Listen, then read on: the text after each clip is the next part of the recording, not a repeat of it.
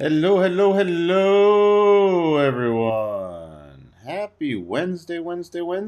How is everyone doing today? PP numbers out mixed.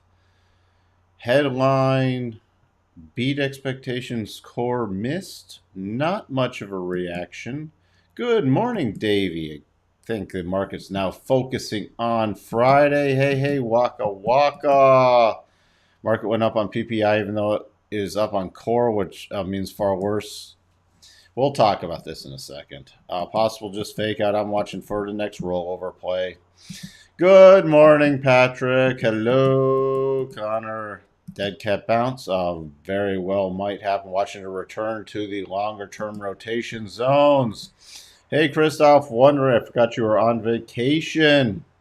Uh, Sorry your vacation's almost over. We'll be glad to have you back next week at full speed. Good morning, Josh.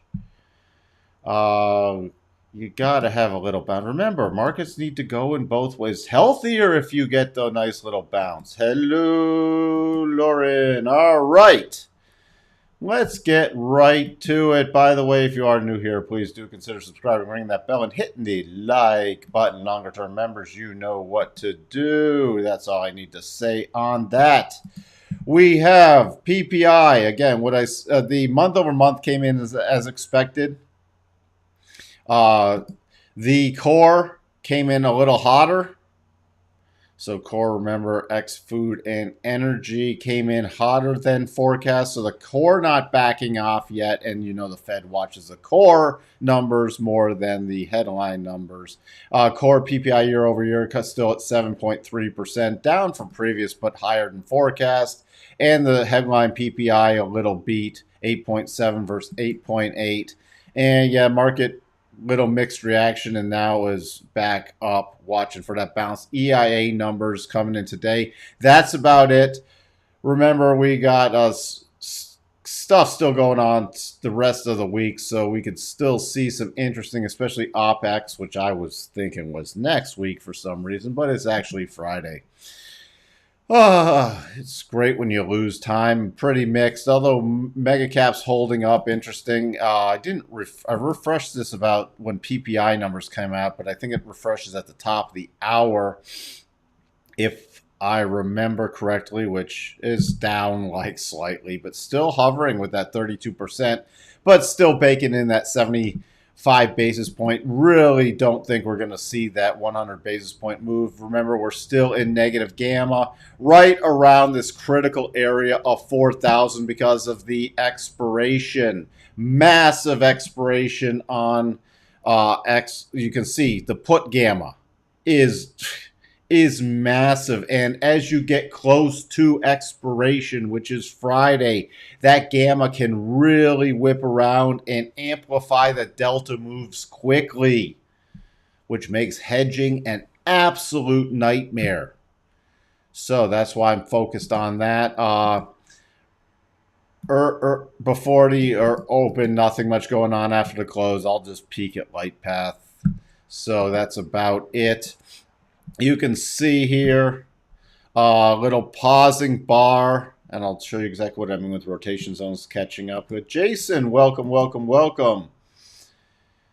Thank you. I pray all is well with everyone this morning. All is fine here. Thank you for those well wishes and prayers. Looking at the left of the chart, we don't get the June low in a smooth motion. Again, I wouldn't want another follow through today like yesterday, because that gets it just too oversold too quickly.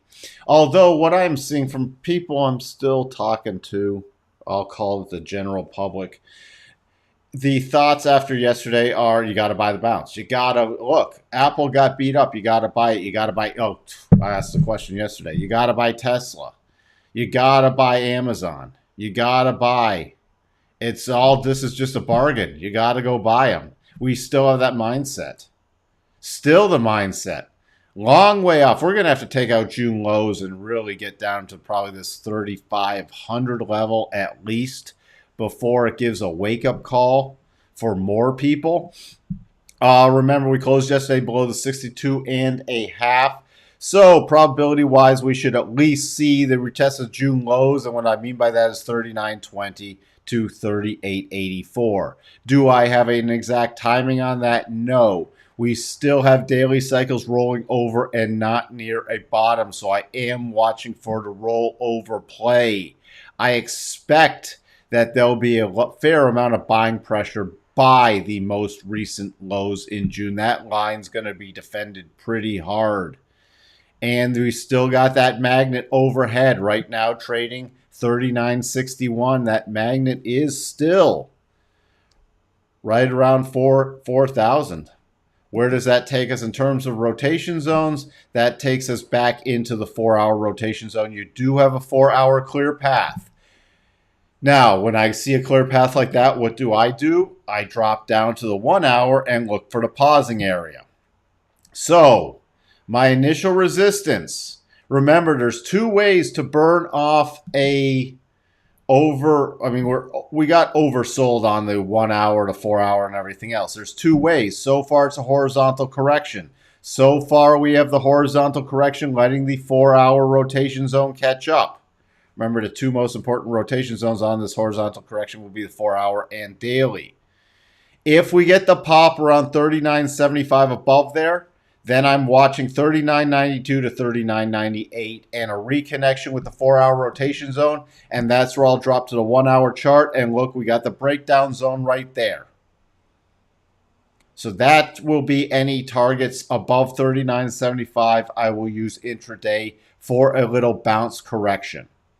Don't get interested into the bigger correction until we start to get a sustained move back above 4K. Everything else would just be a short-term correction, especially with 4-hour cycles so far are turning up, but with only a sideways move, so the bounce might be minimal.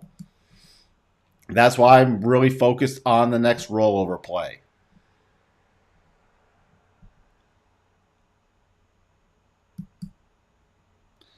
It's not necessarily more up on inflation. It means for me that there's no more removing inflation suddenly. Especially, you got producer prices, so you still have that component feeding in. The bigger component, as I talked about yesterday with inflation, is the service inflation. And that's why they need to, even though they won't admit it, I think they need to drive this into what they're hoping for is a more mild recession. But we're going to have to get some layoffs to knock out some inflation in services. Now, as long as producer prices hold up, you're not going to see as big a drop in other components of inflation separate from services. So that's where that can get stickier. Lauren is also looking for the bounce to roll over. Mike, do you think the companies like Tesla use stock splits as a hedge because they know the company is overvalued? I think they use it somewhat as a hedge. I think they also use it to gamify the system, and it's not just Tesla. You're seeing it with the other. I'm putting Tesla in the meme stocks because most people don't understand who trade stuff like Tesla, AMC, GME, all this other. And I'm loading it into the overvalued crap stuff. They don't understand. They remember prices. They don't understand market cap even. And I even talked to people. They're like, "Oh, Tesla's now a bargain. It wasn't 1,000. It's now 300. It's a bargain." I'm like, "Yeah, because it's split." They're like, "No, it's going back to 1,000. It's a bargain." They don't even understand the concept of market cap or dilution. So all that still has to get wiped out. They just look at the price. They see it cheaper, so it's buy on cheaper. That's like if you went into the store to buy your box of cereal, they kept they cut the price in half, but they reduced it by half. They'd be like, "Oh, it's cheaper." No, you're getting half as much. It's not cheaper. It's the same exact price because to buy what you had before, you have to buy double. It's literally we have so much ignorance in this market. It's still like yesterday. I need to buy more. I need to buy more because it's a bargain. It's a bargain. It's not. Look at you don't even. And I talk about earnings contractions. People don't understand earnings contractions. You don't have people understanding anything. Even years ago, I think I'm going to go on a little side note because there's not a lot to talk about this morning. I think the Fed being in the markets this long, ever since 2009, roughly, has just stupefied the market. I used to talk to even average people back in even during the .com stuff. People said, "Yeah, this is." You still had your share of idiots out there, but you had more people, more informed investors. Now I even look around to people who should be informed, who've been in markets for years. They don't even understand what a market cap is. They think fundamentals are for are just some study that's obscured right now that don't matter. It's gone completely bonkers. And everything's about, oh, well, the Fed, the Fed, the Fed, the Fed, the Fed, the Fed, they're going to cut, they're not going to tip it into a recession. And every narrative now, even last night, 75, because the one's on the table, 75 is the new pivot. What? It's like the Fed's good. They're not going to tip it in recession. There's one and done still again. It's absolutely absurd. It's absolutely absurd. That's why we're nowhere near a bottom.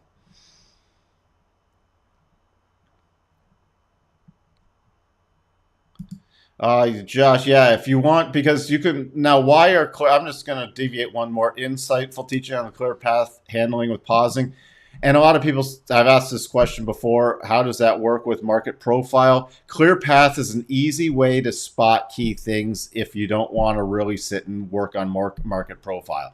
And since market profiles very good for finding key things and analyzing the type of day it's in and looking for key support resistance areas and other stuff. But a lot of times, if you're following a bunch of markets, you don't have time to do that. So Clear Path can help you identify the key levels without getting into all the in-depth analysis. And it's like 90% there. So it's very handy. Elon was on damage control yesterday, pleading and agreeing with Kathy on deflation, saying that we need 25 basis point. Yeah. Well, because look, Tesla's going to go through a demand crisis. Their demand is drying up, and they've opened 2 new factories. Oh, it's deflationary for him because he's producing too many cars for what people want at too high a price. So he's got to either slash prices or cut it. I mean, his first half Chinese numbers were pretty bad. So from September. And I'm not just going to sit here and pick on Tesla, but that's why he's doing that, because it's deflationary for him. Good morning, Amadeus. Growth recession. Growth recession? I don't think we're going to be in a growth recession. Unless that's what people are thinking. Good morning, Ramsafal. Can we rally to 12.5 this week in the NASDAQ? Well, with that, let's take a look at the NASDAQ Cocoa. Remember, you can also put on, I just don't have them on here. Let me change the color real quick so we can see. Where would be if you did have the stronger snapback rally, my major target would be 12.5. 33 to 12.647, and that would be major. Not expecting that to happen, especially with still the downward cycle pressure, but that's where, if I was going to target, if we did get a sustained rally, 12.5 would be the one of the upper end targets. Right now, again, the breakout play would be above about 12.2 for today, and then 12.276. Declining 4-hour rotation zone. Where am I getting the 12.276 target? Pausing breakdown area on the 1 hour. So you see little clear path, 1 hour pause. Then we have the major clear path from what was hit yesterday. And when you're going into a major clear path like that yesterday, also you're going to look for breakdown zones behind it. However, there aren't many. So that's where I really have to use the harmonics to the upside. And roughly look where that level is, that the 12,276. Then where would I target? The 12,307 to about 12,319 on a more sustained rally. Is this putting in any double pattern? No, it's not. This is a horizontal correction. So far it's a horizontal correction. Watching for the pop for the next rollover play, especially to the 4-hour rotation zone. The Dow, I'll just go through this real quick. 31,400 roughly. Then I'd be focusing on 31,500. Why? The declining 4-hour rotation zone. There's not much pausing area, though, into the Dow until 31.6. So do keep that in mind if we got some upward pressure above 31.5. By the way, also got asked, not on this live stream, but is this a valid double bottom on the Dow? Yes, it is. I should call it a potential because they would have to get a massive rally. But this one is valid because the first two targets are within it. Not expecting it to confirm or trigger, putting it on because you have to be aware of all patterns. Expecting this for a rollover and then a break of here because we should easily still head down to the 30,630 area on the Dow. Russell, key levels breakout for the short-term rollover would be around 1851. Breakdown below 1832. Other than that, I'm not looking at anything. DAX still hasn't closed below 62.5. Still watching this 12,963. If we get below that, then we'll target to 12,733 on any rally. For me, the minor overhead resistance is 13.1. Majors about 13.170 to 13.2. Notes.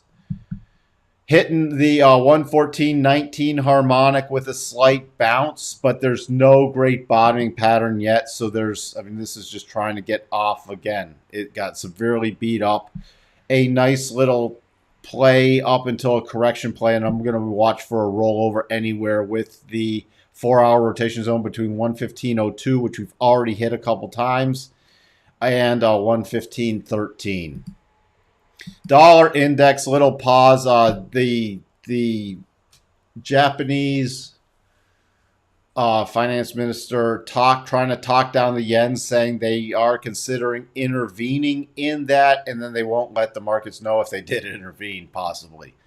So dollar, that pulling back a little, dollar pulling back, but even on this pullback, gonna watch for, because we closed above the 62.5, so still watching for more strength than a dollar. 110.39, 110.78. This is just a pause area consolidating with the little market rally, so not surprised to see a pullback in the dollar index. VIX, on any pullback, keeping an eye on this low. Sorry, the low from today, 26.35. If we start rallying, won't get into overly bearish until we get above 28.15. Crude, again, we had the talk yesterday about the floor being put in at 80 for the strategic reserves. Can't do anything short-term bullish until we get above 89.50. That would be into a little clear path move, and the target would be about 91.50 for the breakdown zone. For me, other than that, the key support sitting in about 85 right now. Yes, longer term, we still have the longer term bearish pattern. Short term, you have the chatter with the floor from the we're going to refill the strategic petroleum reserve, which, you know what, now that inflation's still running hot and fuel prices, that's not going to take it down by itself. Why don't we just fill this up and we'll let gas prices run higher again, which they should have never been draining the strategic reserve in the first place. So so let's just refill it now, since inflation is going to still run hot and the Fed's going to do what they're going to do going into the midterms. That's my take on it. Do I think Tesla intrinsic value is, yeah, it was substantially below 100 at this point after the split. They're increasing the cereal price while putting less in the box, and that is true. Andrea, welcome, welcome, welcome. Thank you, Mike. I'd like to hear rants like this and keep me in check on what is real and not. Is there so much noise out there that makes confusing as a new trader?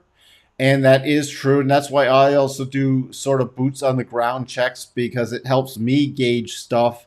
I think of things in a certain way, but I want to look. It's why I read a lot of information. I like to gather information because it prevents me from getting a scotoma and getting blind to where we really sit. It's why you also can't get blinded to being overly bullish or bearish in especially a short-term market, because then you won't analyze price action properly. Like I could say on crude, above 89.50 is a short-term bullish play, even though long-term I'm bearish still. Let's just glance at a couple more things. What I was talking about with the Japanese yen. We do have a potential double top. It would need a daily close below 141.50. It is against the daily rotation zone also, so slightly lower probability. But this pullback is based off them trying to, I think they're trying to jawbone it lower before they have to intervene. Euro with the pause in the dollar, just a consolidation. I'm watching still for another push in the euro. Bitcoin, just another consolidation. Same analysis as on the NASDAQ. Any plays to the upside would be a return to the 4-hour rotation zone. 2066. 2812 to about 21,000. Tesla, if we start breaking above the high from yesterday's an early warning sign, but the high from the sorry, I'm on the 4-hour. Yesterday's high of 297.40, then I'll start watching for the gap harmonic fill. Other than that, my next downside target, 285.